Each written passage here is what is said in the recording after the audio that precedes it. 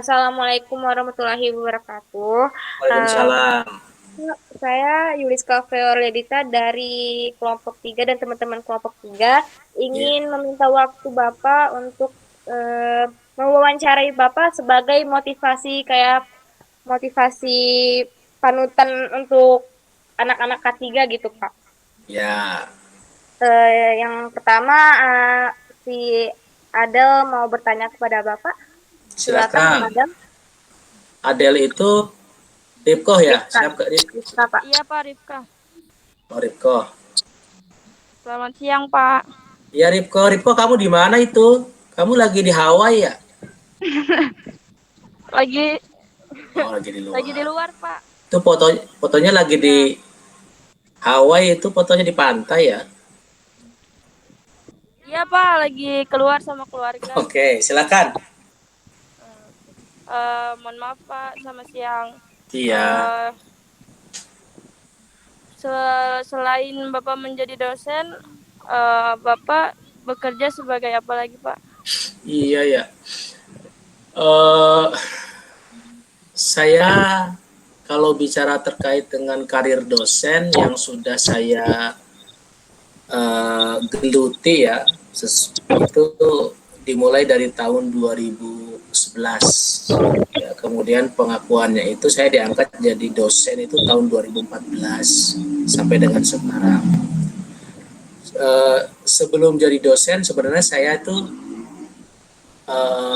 pernah bekerja sebagai seorang ASE ya, safety officer ya, di perusahaan tambang ya, yaitu di PT CSMD ya. Di PT CSMD itu perusahaan tambang emas milik Australia dan Antam ya.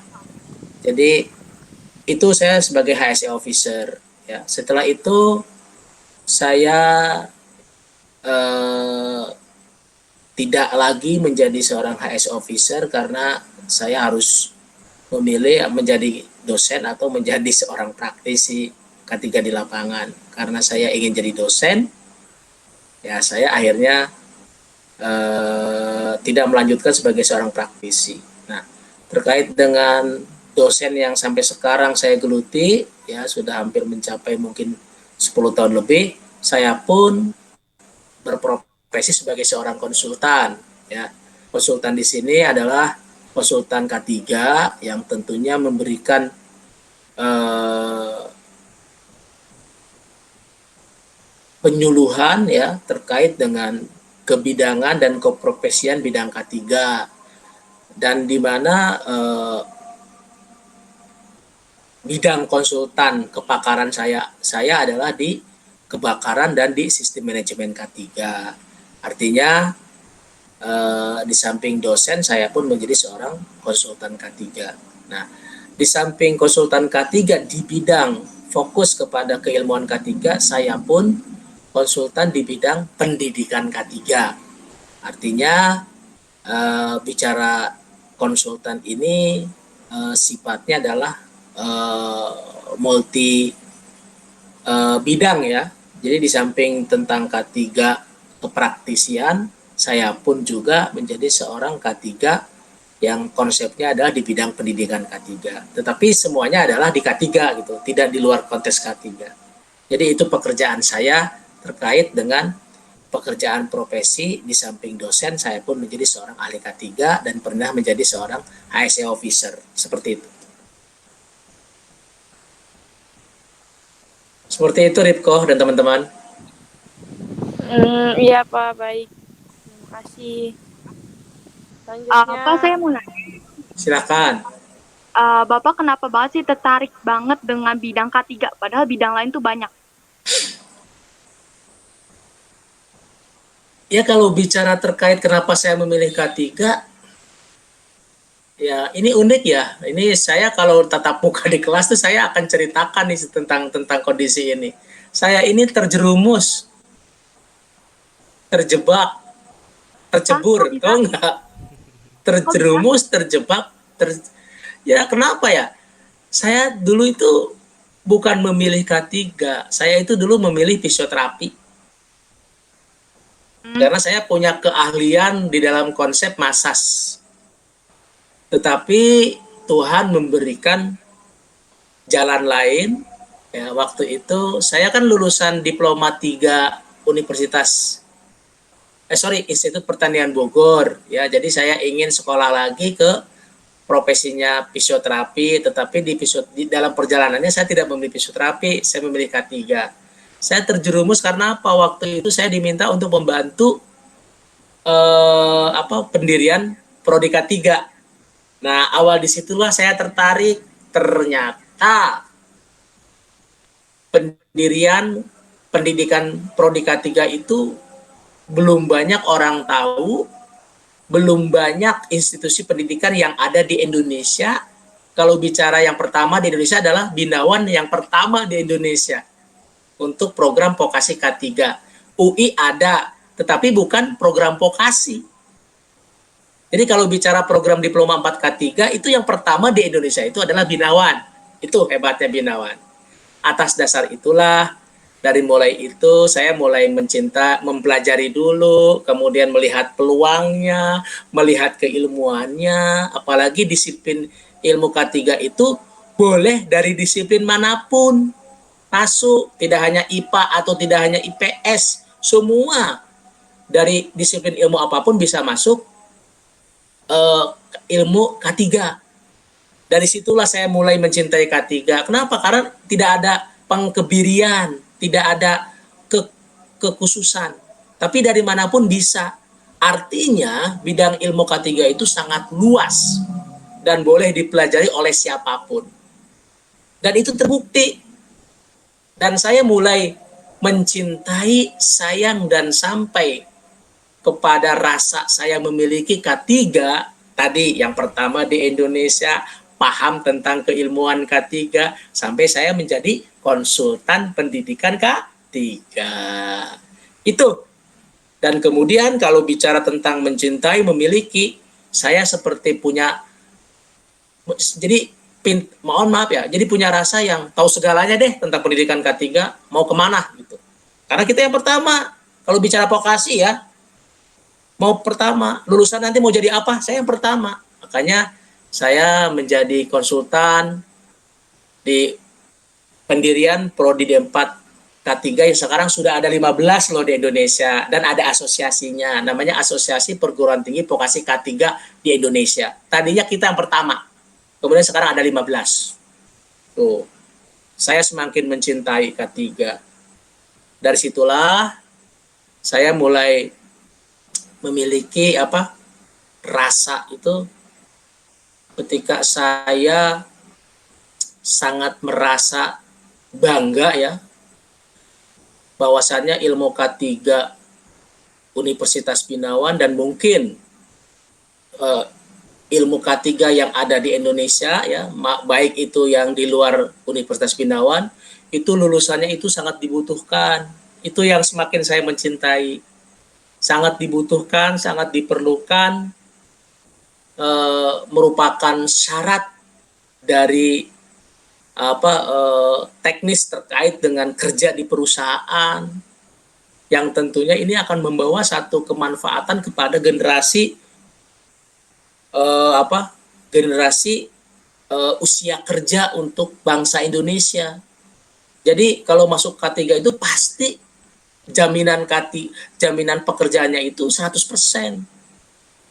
Kalau tidak salah, saya pernah bicara ya, ada anak mahasiswa kita yang maaf dari semester 1 sampai 8 itu ogah-ogahan. Ya, karena dia orang kaya mungkin ya, ogah-ogahan sampai lulusnya juga dia bingung. Pak, saya bingung, saya mau mencari kerja apa ya? Saya tanya, kamu punya kemampuan apa? Saya jujur Pak, selama 8 semester saya tidak ngerti tentang K3. Itu. Kemudian saya jawab, silahkan kamu bekerja sesuai dengan kata hati kamu sendiri. Oke? Saya nangis, saya haru ketika dia datang ke saya 1,5 tahun kemudian menjadi seorang safety manager. Hebat nggak? Itu orang yang tadinya saya anggap, maaf ya, tidak akan menjadi seorang ahli K3 profesional. Dia menunjukkan kepada saya menjadi seorang safety manager dengan gaji 8.300.000 ke saya tuh. Dan dia katanya terinspirasi dari saya karena ketika saya baru lulus, saya mengatakan seperti itu. Silahkan sesuai dengan kata hati kamu sendiri. Ternyata dia bukan berkata tidak memiliki ilmu K3, cuman dia belum menjiwai K3 itu akan menjadi apa. Nah, artinya kakak kelas kamu aja yang maaf ya, ogah-ogahan di K3 itu bisa menjadi sosok seorang safety manager yang didambakan oleh ahli K3. Apalagi kalian nih yang punya cita-cita, apalagi kalian nih yang nanti belajar sungguh-sungguh, apalagi kalian nih nanti nih yang IP-nya tinggi, nggak mungkin kalian itu menjadi sampah atau nggak mungkin menjadi seorang ahli K3 kacangan. Itu maksud saya. Ya, jadi ini yang membuat saya semakin mencintai K3. Saya tahu tentang K3, saya tahu tentang anak-anak saya.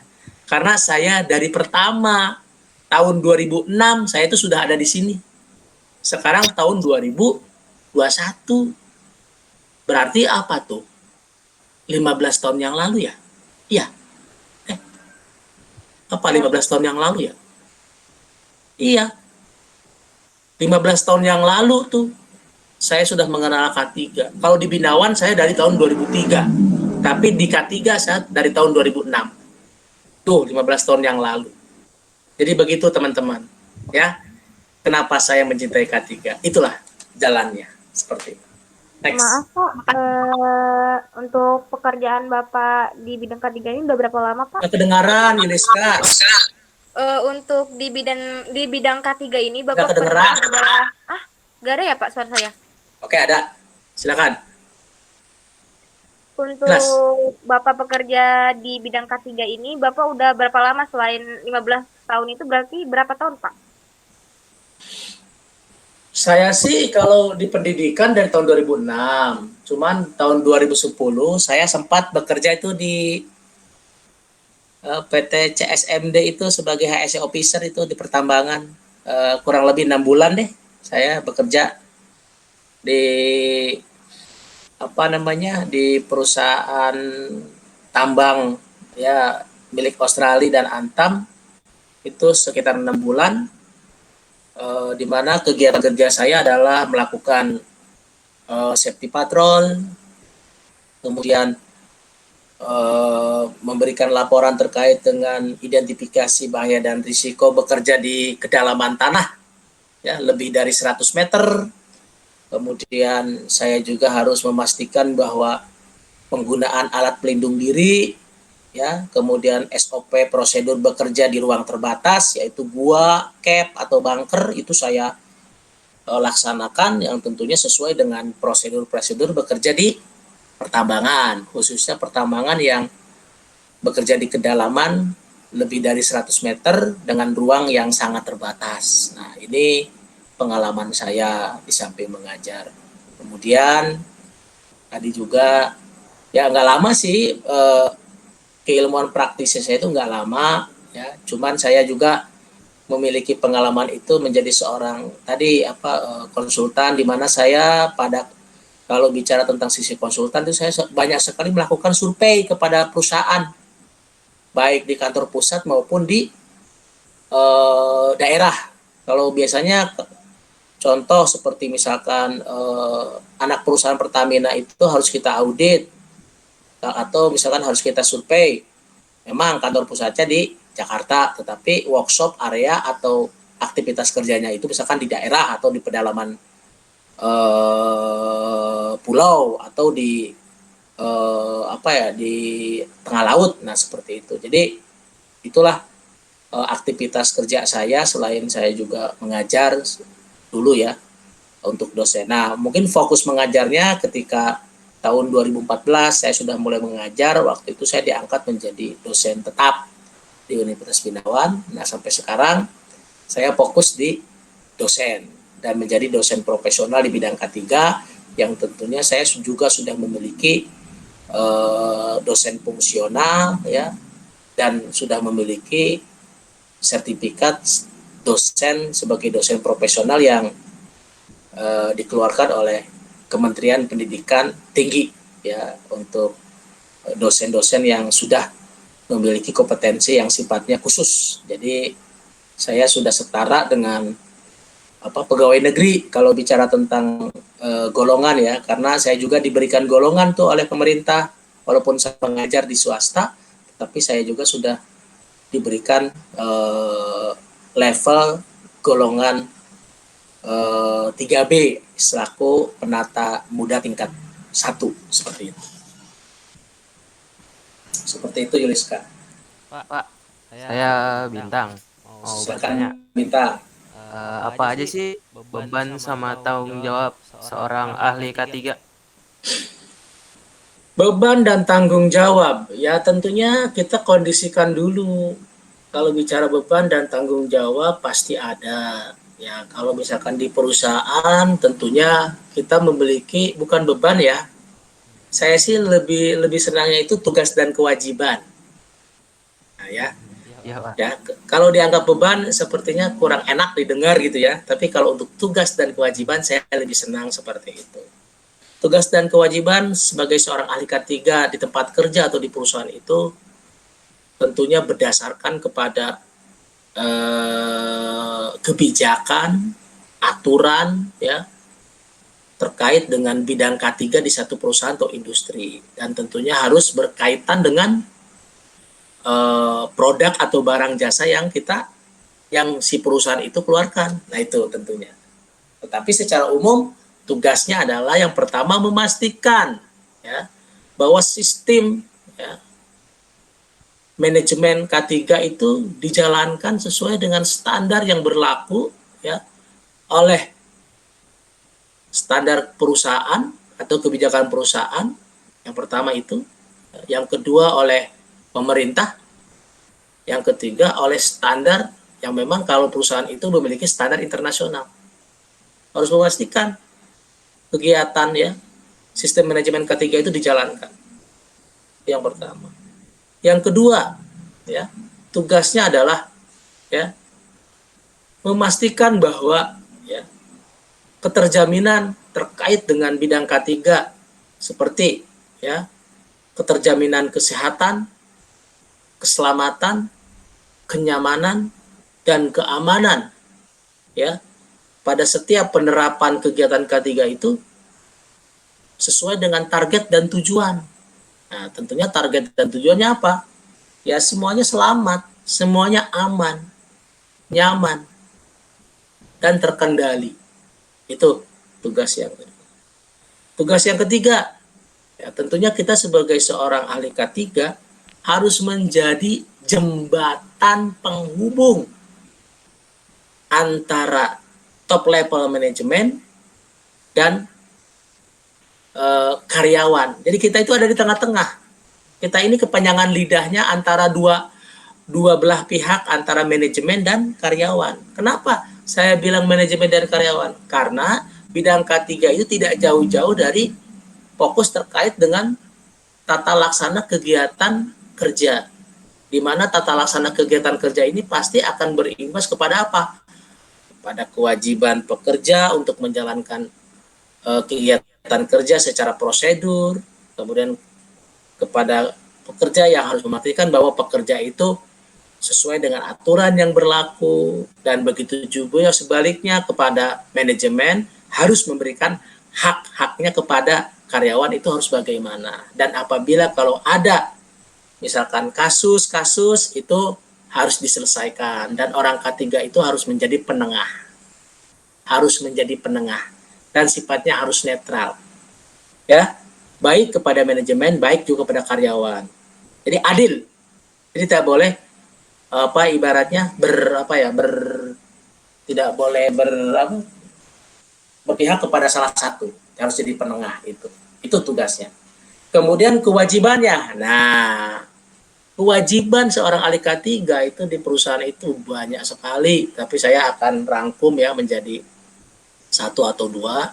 Yang pertama itu adalah kewajibannya adalah kita harus menjadi harus menjadi orang ya yang selalu melaksanakan tugas dengan baik, dan kita itu harus menjadi teladan. terkait dengan penegakan aturan, khususnya aturan K3 di tempat kerja. Siapapun itu, kewajiban kita itu. Kita nggak boleh takut kepada pimpinan, kita nggak boleh takut kepada karyawan, kita nggak boleh takut kepada siapapun. Yang terpenting kita harus berlandaskan kepada aturan K3. Aturan K3 di mana? Aturan K3 adalah biasanya yang kita gunakan adalah pedoman aturan K3 berdasarkan sistem manajemen K3, aturan kementerian. Kemudian kita juga tambahkan nanti aturan-aturan dari aturan standar global. Kalau misalkan perusahaan kita itu misalkan ada di sisi migas, berarti kita harus mengikuti standar migas internasional. Nah itu, jadi kita tidak boleh lemah. Jadi harus menjadi orang yang menjadi teladan. Itu tugas kewajiban kita. Nah kewajiban yang kedua adalah kita harus melaksanakan standar operasi ya. Harus melaksanakan SOP K3 itu sesuai dengan standar kita, sesuai dengan standar kementerian dan standar yang kita anut sesuai dengan bidang fokus kita. Kalau misalnya tadi di tambang ya kita harus menggunakan itu. Itu harus dilaksanakan. Tidak bisa kita laksanakan. Ya. Kemudian kewajiban yang lain adalah melayani apa? Melayani karyawan dalam hal apa? Misalkan kalau ada kasus-kasus terkait dengan kecelakaan, penyakit akibat kerja atau apapun, kita harus bisa menjadi seorang pelayan yang baik, harus mengurusi dari A sampai Z-nya loh. Memastikan bahwa kalau terjadi kecelakaan itu si korban itu tertangani dengan baik. Kalau bisa jangan sampai ke fatality. Nah itu tugas kita, pelayanan kepada. Nah kemudian yang terakhir adalah kewajiban kita adalah memberikan penyuluhan dan promosi terkait K3 secara kontinu, terjadwal dan terprogram. Jadi kewajiban kita itu ya, memberikan penyuluhan, memberikan promosi K3. Jadi karena karena kewajiban kita itu ya fokus untuk bagaimana caranya bidang atau penerapan K3 itu dilaksanakan dengan jalan dan strategi apapun. Makanya strateginya adalah penyuluhan, promosi, ya.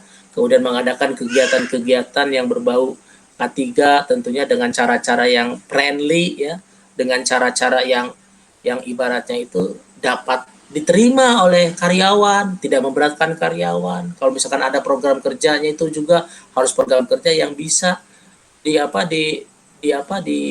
diterima oleh karyawan itu dengan sederhana gitu, jangan yang sulit, jangan yang susah. Karena prinsip kita itu adalah dengan cara apapun karyawan itu harus mengikuti aturan K3. Dengan cara apapun pimpinan itu harus mengikuti aturan K3. Dengan cara apapun owner atau pemilik perusahaan itu harus mengikuti aturan K3. Nah, itulah tugas dan kewajiban kita. Begitu, Bintang. Ya. Baik Pak, terima kasih Pak. Baik Pak, ini mungkin pertanyaan terakhir dari saya. Silakan Ilham.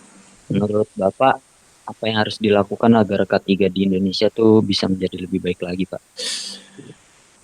Sangat ini ya, ini skeptis sekali ya, ini di Indonesia. Ya, kalau bicara tentang histori ya, Indonesia itu kalau di dasar K3 itu saya pernah kan ya berbicara ya.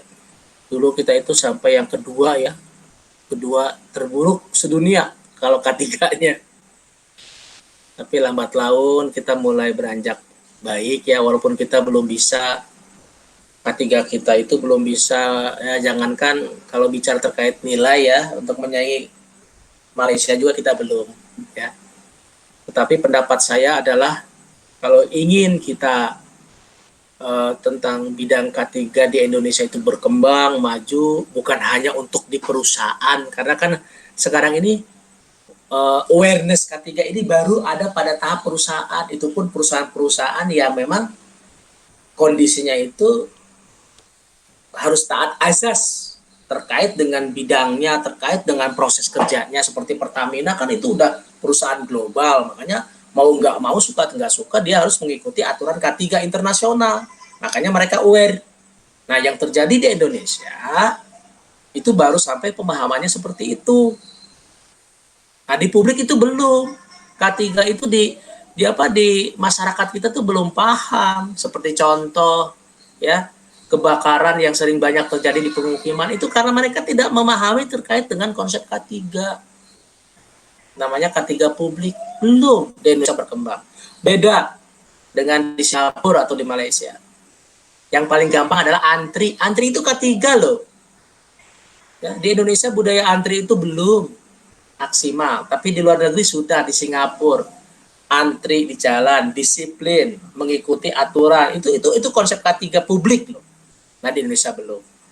Nah, usulan saya ya selaku seorang ahli K3 kepada pemerintah adalah harus membuat satu kebijakan yang terukur dan tegas terkait dengan implementasi K3 publik.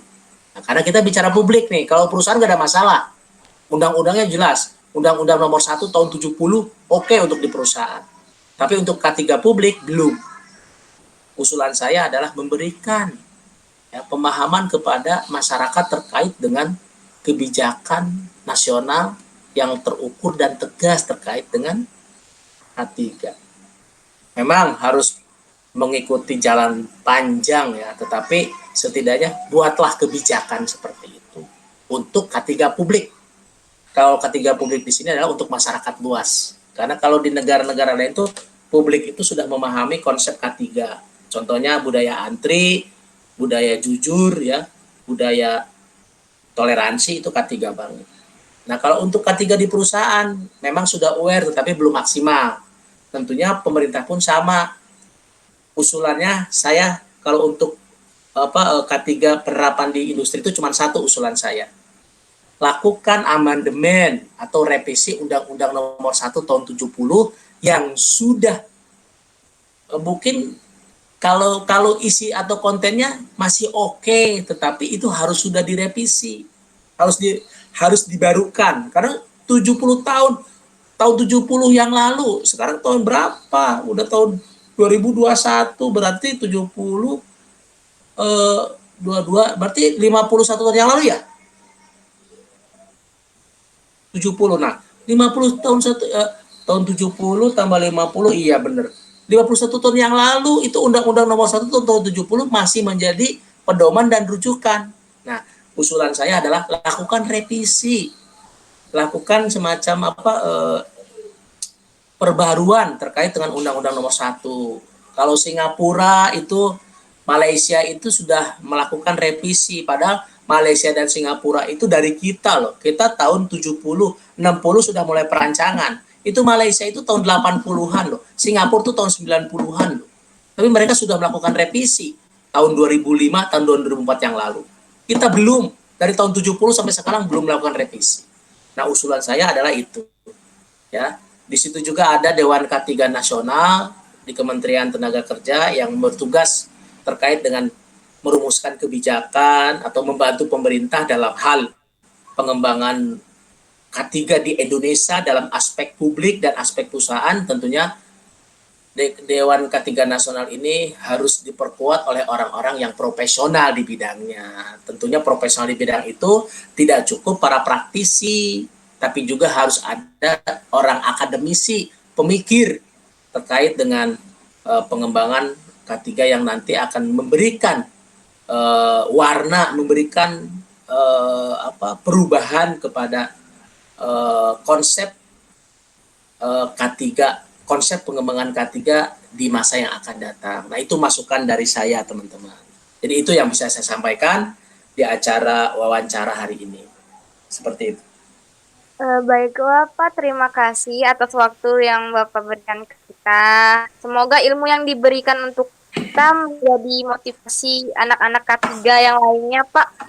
Mohon maaf Pak apabila saya dan teman-teman saya ada salah kata. Sekian dari kami, saya akhiri. Wabillahi taufiq wal hidayah. Wassalamualaikum warahmatullahi wabarakatuh. Terima kasih Pak. Waalaikumsalam. Waalaikumsalam. Sukses ya. Amin Pak. Amin, amin.